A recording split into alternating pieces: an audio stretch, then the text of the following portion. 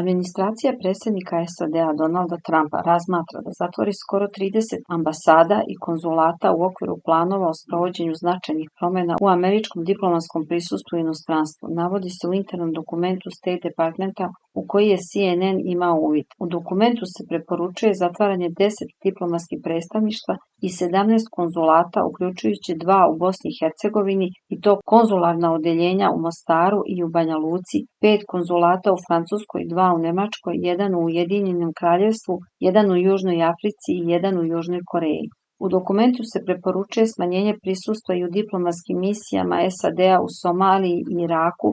zemljama koje su bile ključne za američke napore u borbi protiv terorizma. Trumpova administracija, podstaknuta odeljenjem za efikasnost vlade kojim rukovodi Elon Musk,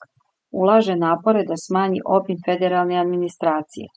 prenosi portal Informer.rs.